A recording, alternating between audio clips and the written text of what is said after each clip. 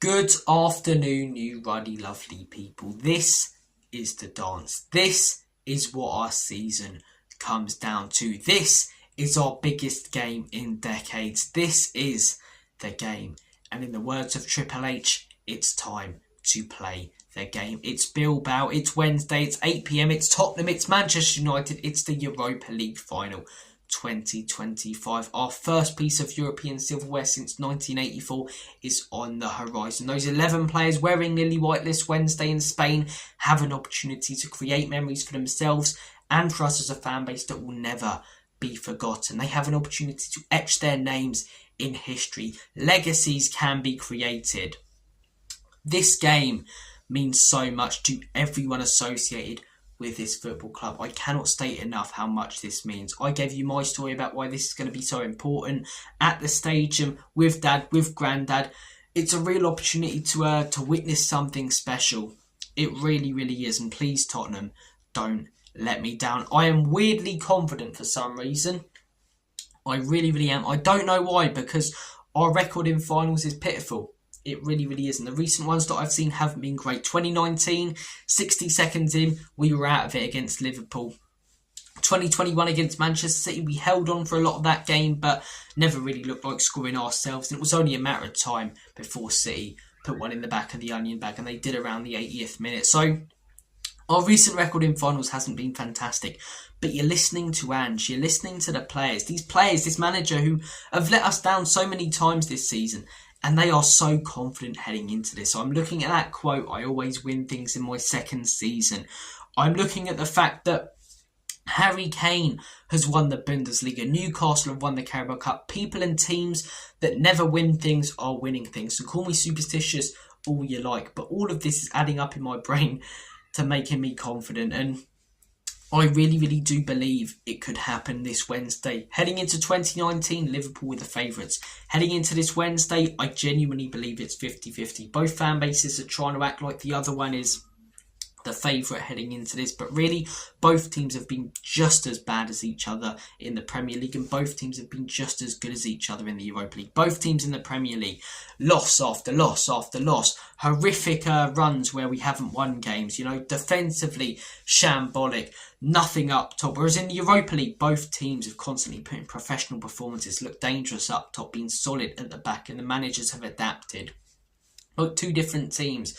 Spurs in the Premier League and Spurs in the Europa League, and same with Manchester United. I believe this game is so 50-50.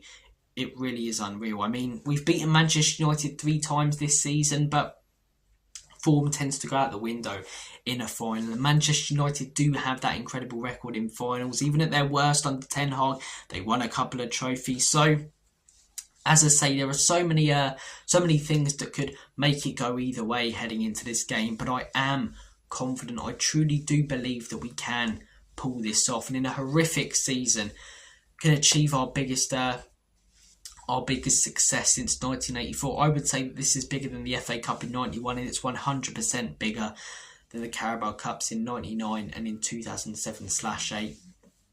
It's such an incredible chance to do something outrageous. In terms of the team, we know that Maddison is missing.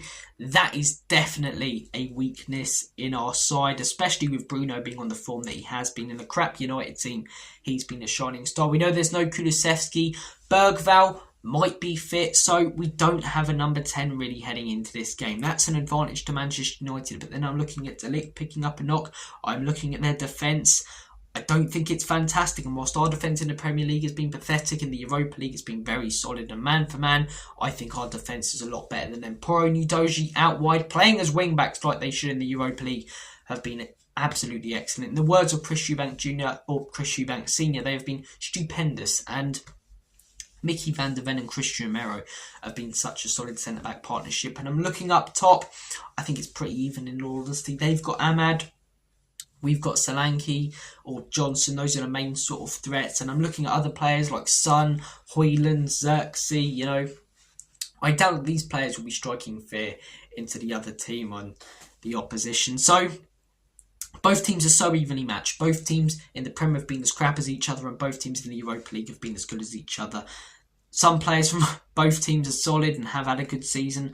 Others have been pathetic. So it's genuinely so close. In terms of the lineup, I pretty much expect to see the opposite of what we saw against Aston Villa. Vicario in goal, Porro and Udogie as the wingbacks. I like Spence, but it would be outrageous not to give him a start really in the big games in the Europa League the last few months, and then put him in the final with no real chance to build up for it. So Porro and Udogie, Romero and Van de Ven. Midfield three, I think we will see Bergvall back. I think he'll force himself to try and come back, even if it is a little bit early.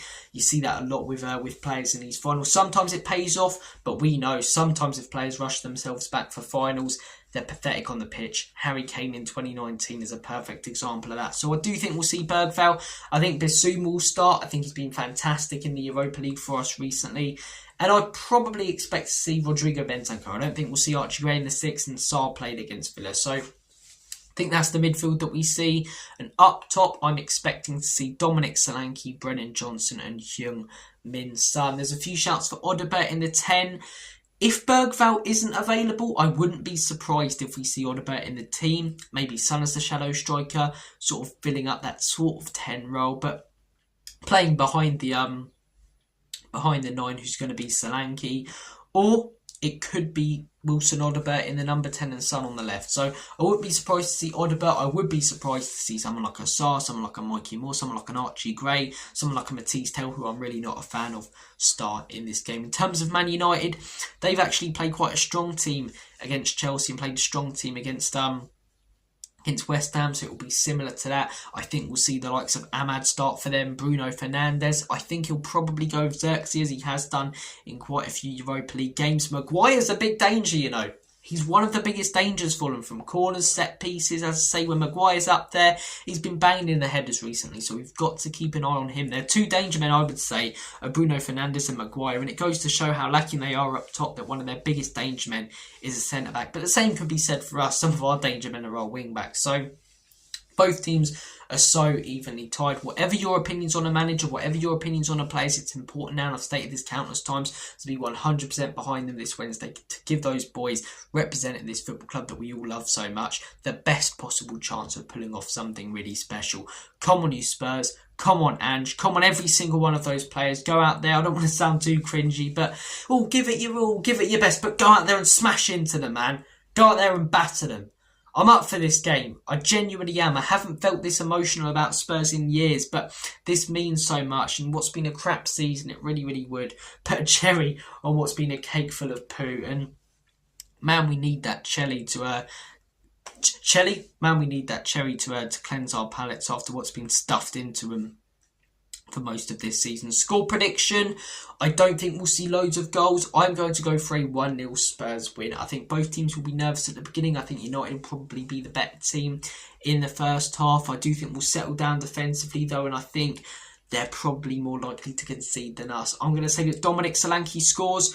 Maybe it's a penalty. Scored against Frankfurt, scored against Bodo. I'm going to say that he gets another one, and I'm going to say that Spurs win the Europa League. Take care, guys. Comment down below your thoughts. More content coming your way heading into this final. As always and forever, come on, you Spurs.